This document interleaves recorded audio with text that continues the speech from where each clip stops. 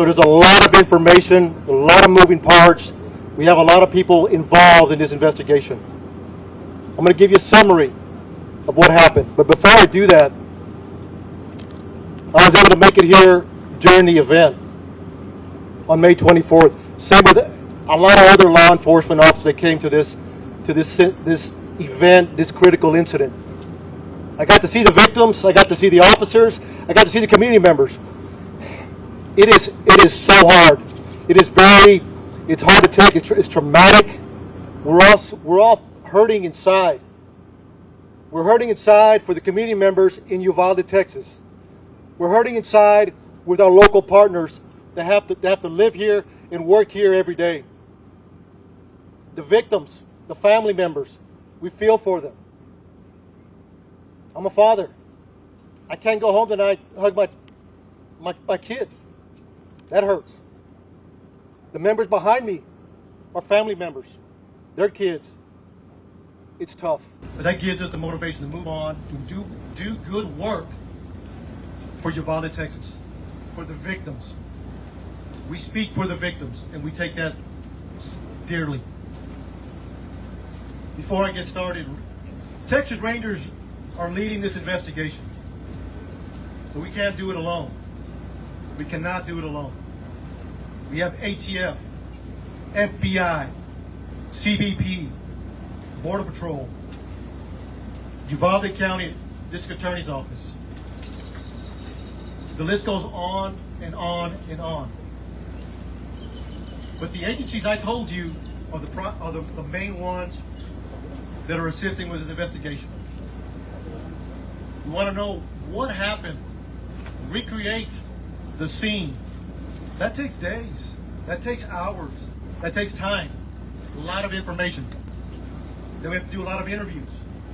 So we just started. We started on Tuesday, today's Thursday. We're still grabbing a lot of information. We also, what's important to us is why? Why did he do this? Why did he do this? Who is this man? The suspect. We're going to find out. With all the different agencies that are involved, we're working every angle that's available. We won't stop until we get all the answers that we possibly can. So again, I want to thank these men and women that are behind us supporting the DPS and the Rangers. So there's a lot of information I'm going to give you. There's some new information as of Tuesday that I wanted to clear up, that we want to clear up, that's been pushed out. We'll continue to have updates in the coming days once the information is obtained and we're able to confirm and corroborate that. We want to make sure we're pushing out the right information. Early on, when we came in, we were receiving a lot of information from a lot of different locations. That's a baseline. You start there. We made some reports. But since then, we started doing interviews. We started working the crime scene, so we're cooperating. I want to share some of that. It's a small piece of information right now, but it'll grow within days. So please, thank you for being here and being patient with us. It means a lot. On Tuesday, May 24th at 11:28, suspect just west of here wrecks his vehicle, pickup truck that he took from his grandmother. He had just shot his grandmother in the face. She's alive. She's stable at this point. 11:28, he's sitting there at the bar ditch. He jumps out the passenger side of the truck. According to witnesses, he's got a long arm, rifle, and a bag. Later we find out it's ammunition. He walks around, he sees two witnesses at the funeral home across the street from where he wrecked. He engages and fires towards them. He continues walking. He continues walking towards the school. He climbs a fence. Now he's in the parking lot, shooting at the school multiple times. 11:40, he walks into the west side of Robb Elementary. According to reports, video we have obtained from outside, inside, and again, we're still combing through that. So bear with us. Multiple rounds, numerous rounds are discharged in the school. We're trying to get a number. We're in the process of analyzing that video. 4 minutes later, local police departments, Uvalde Police Department, the Independent School District Police Department are inside, making entry. They hear gunfire, they take rounds, they move back, get cover. And during that time, they approach where the suspect is at. According to the information I have, he went in at 11:40. He walks, and I'm at approximate 20 feet, 30 feet. He makes a right. He walks into the hallway, he makes a right, walks another 20 feet. Turns left into a schoolroom, into a classroom that has doors open in the middle. Officers are there, the initial officers, they receive gunfire. They don't make entry initially because of the gunfire they're receiving. But we have officers calling for additional resources. Everybody that's in the area, tactical teams. We need equipment. We need specialty equipment. We need body armor. We need precision riflemen, negotiators. So during that time that they're making those calls to bring in help to solve this problem and stop it immediately, they're also evacuating personnel. When I say personnel, students, teachers. There's a lot going on. A lot complex situation. They're measuring. Approximately an hour later,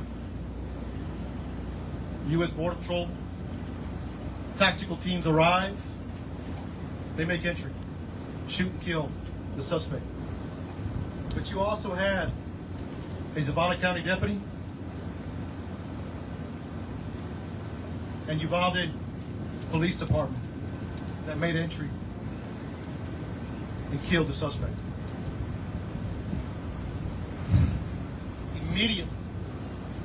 Immediately, numerous officers. Now it turns into a rescue operation. How do we save these children? How do we save these children?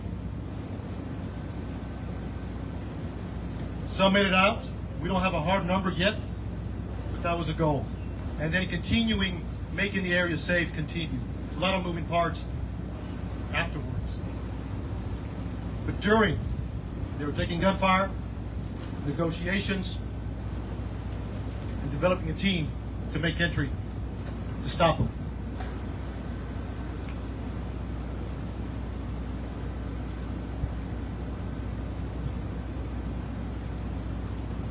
I'll take a few questions. And again, look, summary. One more thing I forgot to mention that I want to clear up that came out early on. It was reported that a school district police officer confronted the suspect that was making entry. Not accurate. He walked in unobstructed initially. So from the grandmother's house to the bar ditch to the school, into the school, he was not confronted by anybody. To clear the record on that. 4 minutes later, law enforcement are coming in to solve this problem. So, Director, how is he able to get access? So, just want to clear that up. That's very important. And again, this will happen as we move forward. So, thank you. I'll take a few questions. Director, how is he able to get in if it was a school that's supposed to be locked during the school day? So right now, during the investigation, it appears it was unlocked. So we're going to look at that and try to cooperate that as best as we can. You know why? How many gunshots were there? You know why it was unlocked? I do that.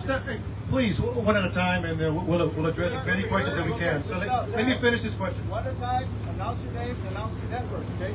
I'm with ABC News. My name is Josh Margot, and how do you know why it was unlocked? So Josh, thank you for the question. So right now, it appears it was unlocked. Like I said, it goes back to the investigation. It takes time. We will find out as much as we can why it was unlocked, or maybe it was locked. But right now, it appears it was unlocked. Kerry Sanders, NBC News. My question is, you say at one point when he was inside there, among the things you were attempting negotiation, was he responding to negotiation? And in that period of time, was there continued gunfire?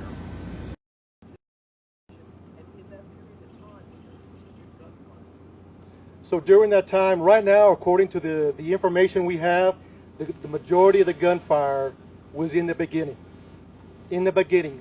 I say numerous, more than 25. I mean, it was a lot of gunfire in the beginning. During the negotiations, there wasn't much gunfire other than trying to keep the officers at bay. But that could change depending once we analyze the video. But right now, according to the information, he did not respond. With NBC News. My question is this: was there a school officer on campus, and was that school officer armed? Because that's what we've been told. So at this time, no. No. There was not an officer readily available armed. No. Was there an officer? No. Nothing. I can't answer that yet. I'll circle back with you. Again, as we do that investigation, we have all these questions we want to answer. So, but I'll get back with you, sir. Yeah. There's a 12-minute gap. There's a 12-minute gap from when he crashes his truck to when he enters the school. 12 minutes. What happened in that 12 minutes? So you got to understand, 11:30 is the information we have at this point that we can confirm. 11:30 a.m. the PD gets we got a crash and a man with a gun. And then you have responding officers. That's what it is. If it's 12 minutes, from 11:30 to 11:40, that's the information we have right now. Look, at the end of the day, our job is to report the facts and have those answers. We're not there yet. Over here, over here.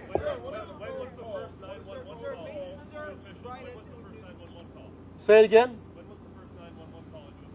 So right now, the first 911 call is at 11:30. I will get the time what it took to respond. So we'll have that answer. Yes. Could. There's a lot of possibilities. There's a lot of possibilities.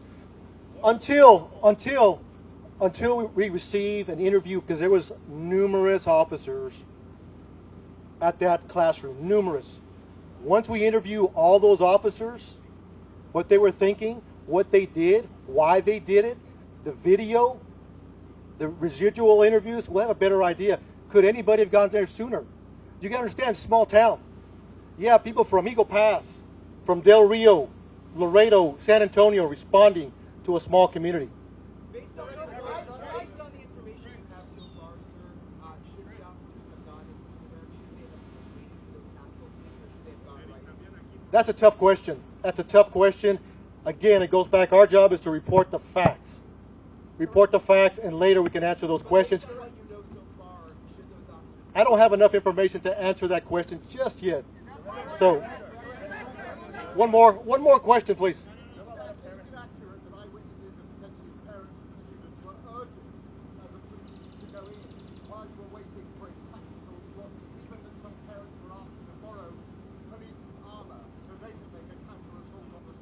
I have heard that information, but we have not verified that yet.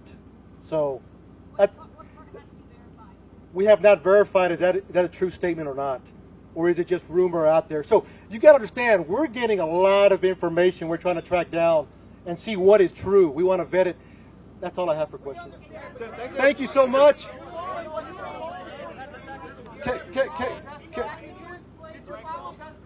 Hold on.